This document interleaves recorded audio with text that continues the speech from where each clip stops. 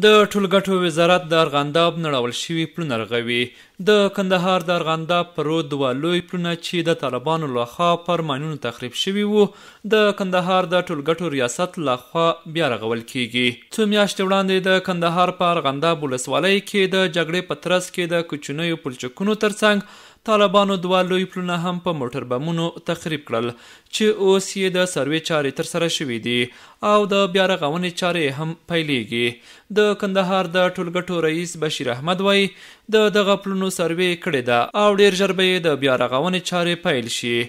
دی وایي له دې وروسته به په دغه ولسوالۍ کې د کوچنیو پلونو د بیا رغونې چارې هم پیل شي.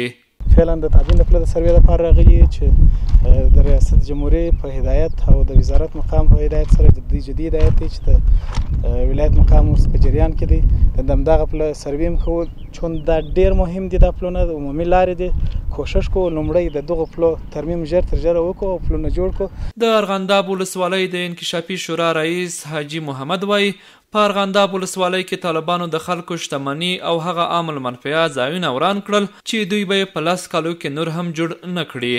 دی وایي طالبانو د پلونو او پلچکونو په ورانولو سره خلکو ته ګڼې ستونزې جوړې کړي دي او ځمکني ماینونه هغه څه دي چې هره ورځ د خلکو ژوند اخلي.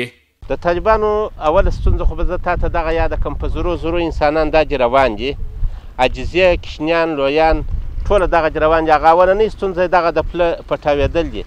دا خو دوی یاد ولاړه دولت خو په دې باندې نه ګرځي چې د پله په نړېدو باندې دی ګرځي یا د پلچک په نړېدو باندې دی ګرځي.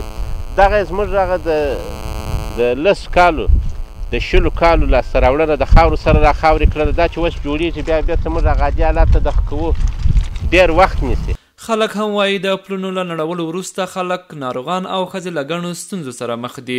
د دوی په خبره د ارغنداب په سیند کې د موټرو لار شته خو ډیری وخت موټر بندیږي. دغه راز په ولسوالۍ کې تر اوسه هم ماینونه شته او خلک هره ورځ د مرګ له خطر سره مخ دي.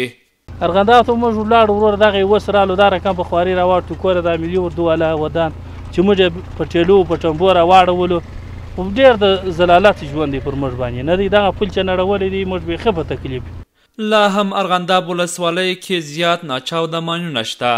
د دغه ځمکنیو ماینونو د خنثی کولو لپاره د افغان ځواکونو ترڅنګ د ماین پاکۍ یو ټیم هم ګمارل شوی دی.